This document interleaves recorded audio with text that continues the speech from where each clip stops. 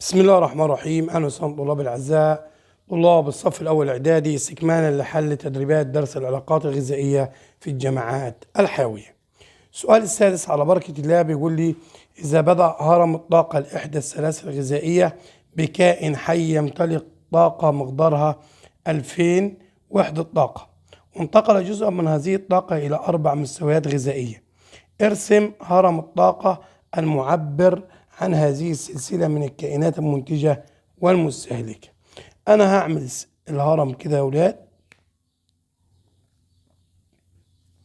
وهنا هعمل المستوى الأول كده رقم 1 اللي هو البروديوسر، كائنات منتجة.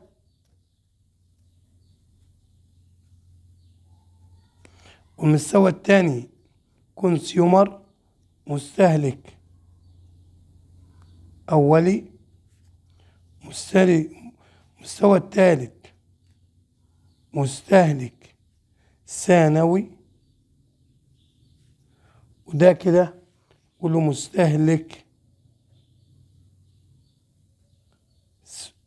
ثالثي. يبقى أنا عندي كده المستوى الأول كائن منتج، المستوى الثاني مستهلك أولي، المستوى الثالث مستهلك ثانوي، المستوى الرابع مستهلك ثلاثي. تمام؟ طب دي كده الهرم. احسب مقدار الطاقة التي تصل إلى المستهلك الأولي. مستهلك الأولي. طبعا هنا نحن كده يا أستاذ عندنا بدأ هرم الطاقة بتاع السلاسل الغذائية بمقدار 2000 طاقة، يعني كده المستهلك ده كده كانوا 2000.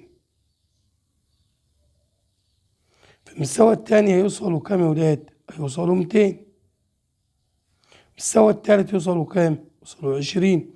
المستوى الرابع يوصل 2. جات ازاي يا أستاذ؟ أنا هضرب كده 2000 واحد على 10 في 2000 وحدة طاقة هيديني 200، وهضرب 1 في 10 في 200 هيديني 20، وهضرب 1 في 10 في 20 هيديني كام؟ 2. طب المستهلك الأولي يبقى الكائن المنتج كده 2000، المستهلك الأولي كام يا ولاد؟ يبقى 200. تمام؟ وحدة طاقة.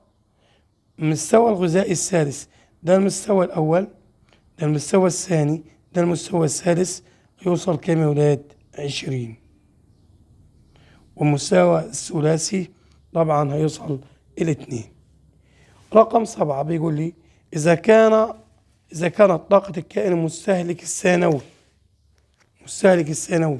في سلسلة غذائية ب100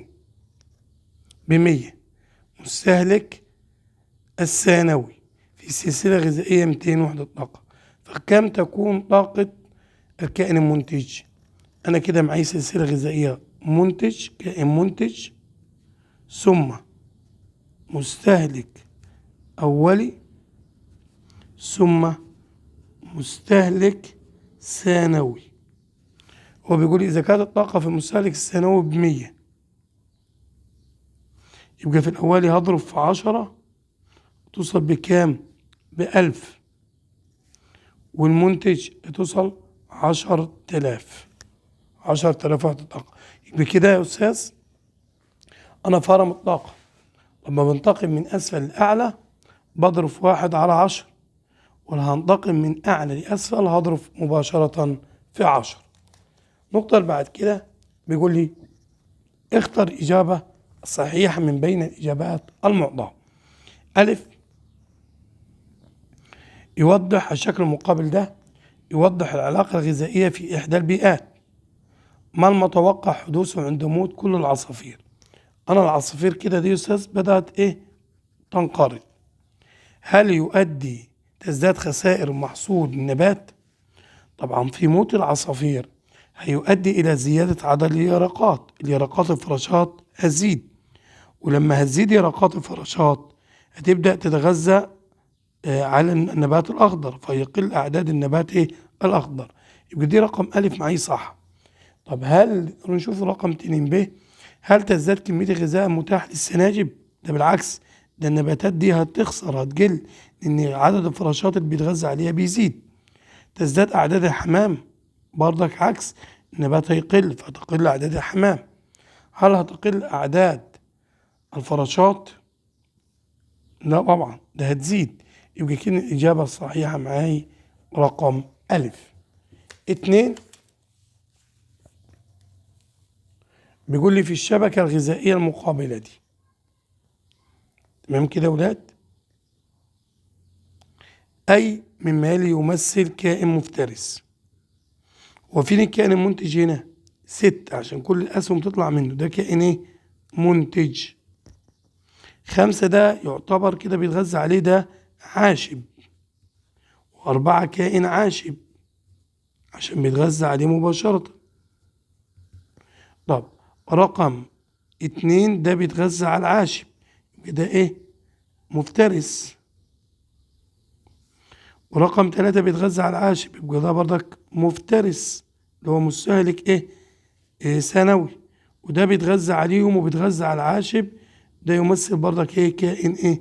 مفترس. هنا بيقول لي في الشبكة الغذائية أي مما يلي يمثل كائن مفترس، يبقى رقم 1 و2 و3 اللي هي ألف.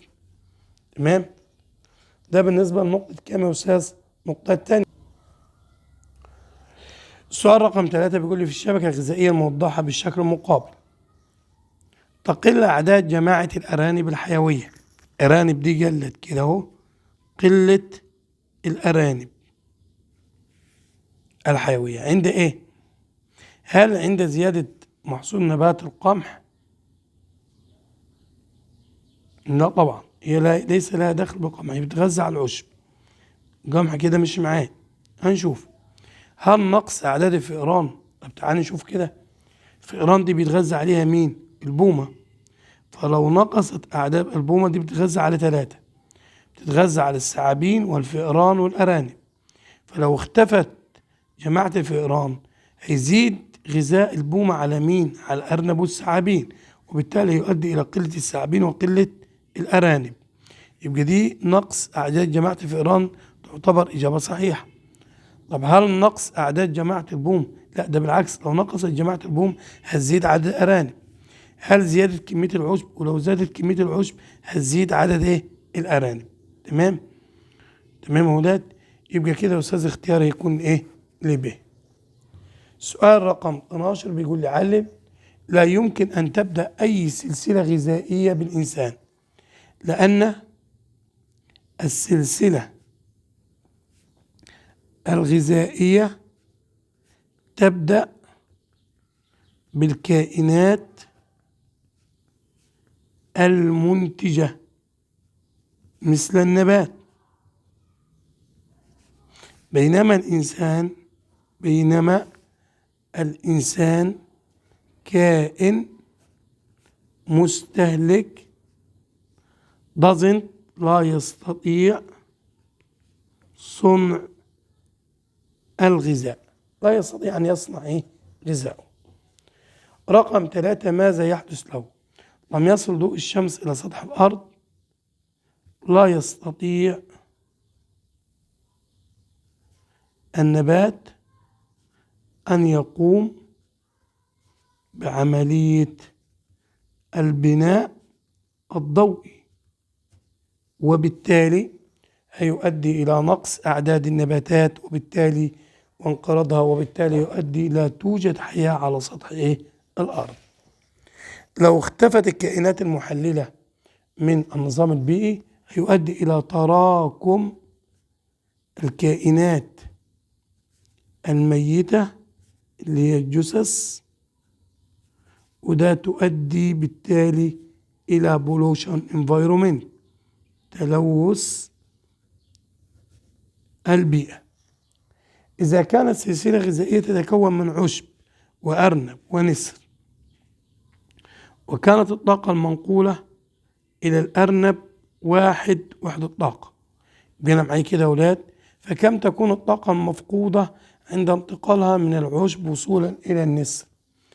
أنا معي كده عشب ومعي أرنب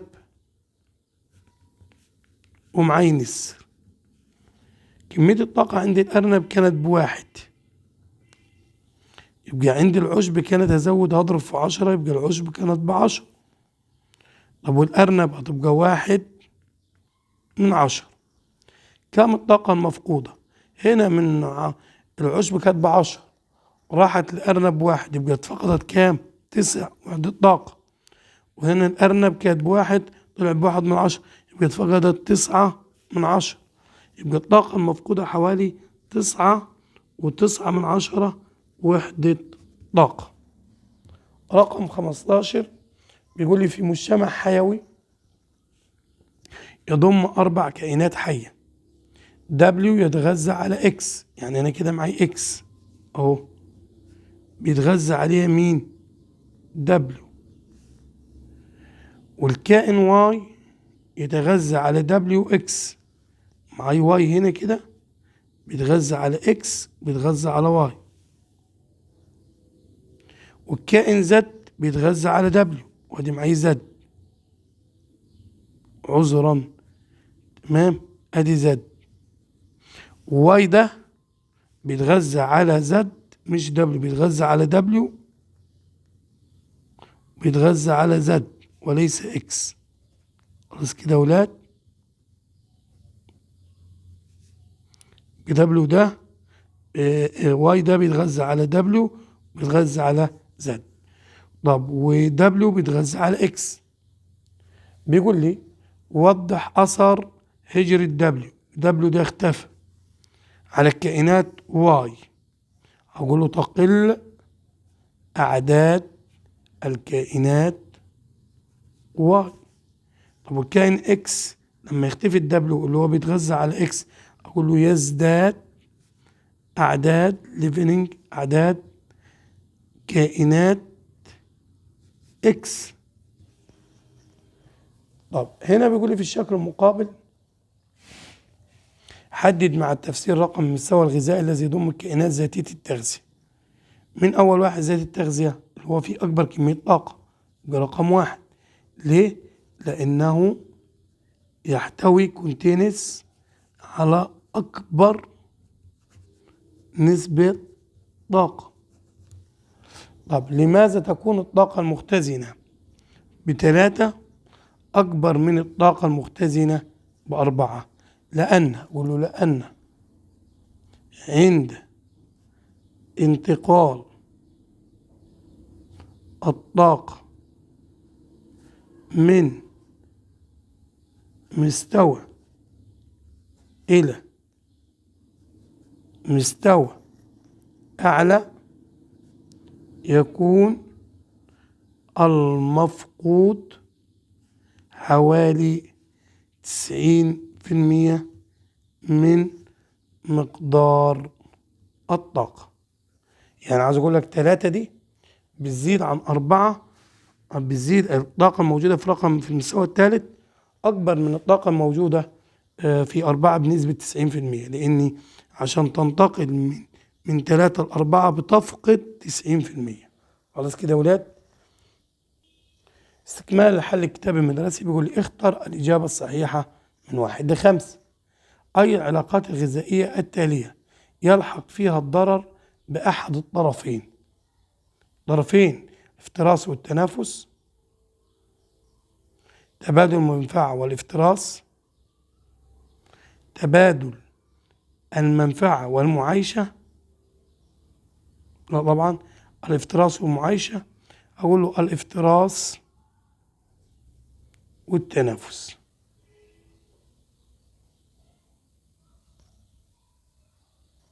تاني، أي العلاقات الغذائية يلحق فيها الضرر بأحد الطرفين؟ تمام، الافتراس. إن تبادل المنفعة مش بيحصل فيها أي خسائر. طب سلسلة غذائية تتضمن حشرة وسمكة ونبات وبجعة. أي الكائنات الحية يعتبر مفترس وفريسة في نفس الوقت؟ طبعا النبات هنا كائن منتج، تمام. حشرة كائن كائن مستهلك أولي. السمكة تعتبر السمك، لأن السمكة هي تفترس مين؟ الحشر، وفي نفس الوقت تفترس من مين؟ من البجع. يبقى اختيار هيكون رقم ب. رقم 3 بيقول الجدول المقابل ده يمثل 5 كائنات حية وغذاء كل منهما، أي مما يلي يمثل سلسلة غذائية صحيحة. رقم 1 قال لي توت، تمام، حشرات، ثم 2 حيوانات ميتة، ثم رقم 3 حشائش. طبعا لا. طب ب، هل أقدر أقول حشائش؟ صح، حشائش تمثل كائنات منتجة. ثم رقم 3 حشائش اللي هي رقم ايه؟ 3. ثم 2 عقارب وزواحف وثعابين وفئران، لا برضه. طب رقم ج صبار، تأتي حشرات وحيوانات ميتة، لا طبعا. رقم د بذور، ويأتي عليه رقم 4، لا. هنا هو قال لي رقم 1 ايه؟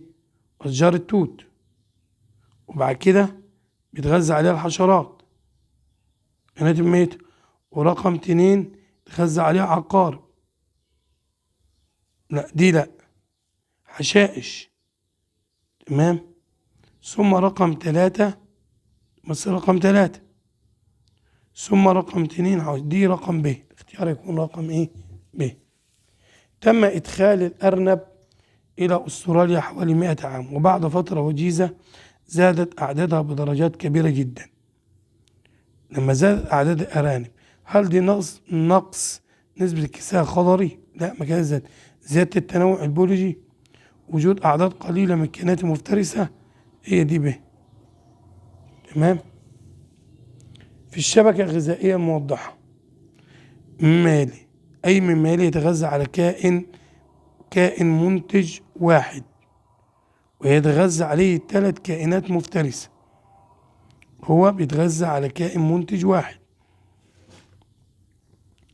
رقم 5 ده بيتغذى على 2، بيتغذى على الأشجار والحشائش، يبقى مش هينفع معايا. طب رقم 2 ده بيتغذى على الأشجار، تمام، وبيتغذى عليه مين؟ بيتغذى عليه رقم 5 و4 3 1، تمام. طب رقم 2 وقال لي رقم 2 جيم، رقم 2 و5، وبيقول لك أي من مالي يتغذى على كائن منتج واحد ويتغذى عليه 3 كائنات مفترسة. لو مسكت كده رقم 2 ده بيتغذى عليه كام؟ هو بيتغذى عليه 4، ادي 1 2 3. طب ورقم 7 هو نفس القصة، بيتغذى على العشب ويتغذى عليه 1 2 3، ودي رقم، يبقى كده رقم 2 و7 مش هتمشي معايا. رقم 2 و7 على فكرة هي الإجابة الصح. طب رقم 2 و3 و7، طب تعالى نشوفوا 3 كده، 3 لا، يبقى هي رقم 2 و7. النقطة اللي بعد كده بيقول لي علل ليه العلاقة الغذائية بين البكتيريا العقد الجذرية ونبات الفول وعلاقة تبادل منافعة. لأن البكتيريا بتتغذى على جذور نباتات الفول، ونبات الفول بيحصل على النيتروجين من البكتيريا العقدية. العلاقة الغذائية بين تمساح النيل وطائر الزقزاق لا تعد علاقة تبادل منفعة، لأن طائر الزقزاق بيستفيد، ولكن التمساح لا يستفيد ولا يضار. ما أثر قتل الصقور على أعداد الديدان في سلسلة غذائية مكونة من عشب وصقور وديدان وثعابين؟ تمام، هيؤدي إلى قلة أعدادها، لأن الديدان بتتغذى، الثعابين بتتغذى على الديدان، فبالتالي لو ماتت الديدان هتأثر الثعابين وبالتالي تأثر الصقور. ما نوع العلاقة الغذائية بين الذئب والأرنب؟ افتراس. الذبابة والدنيا برضك افتراس. الدب القطبي والفقمة. ما نوع العلاقة الغذائية؟ ذئب وأرنب دي علاقة افتراس، وذبابة ونبات الدنيا افتراس، والدب القطبي والفقمة برضك علاقة افتراس. آخر حاجة، ما عدد السلاسل الغذائية المكونة لها؟ أنا معاي عشب، أدي كده سلسلة، جراد، طائر، ثعبان. ودي السلسلة التانية، عشب، محار، طائر، عشب، محار، طائر. تمام، يبقى كده 2. أكمل. يلزم لخفض أعداد المحار، تمام، زيادة أعداد نقط وخفض أعداد نقط. خفض أعداد العشب وزيادة أعداد مين؟ الطائر. أشكركم طلاب الأعزاء، ولنا لقاء متجدد مع شرح الدرس القادم، ولكن لا تنسونا الاشتراك في القناة.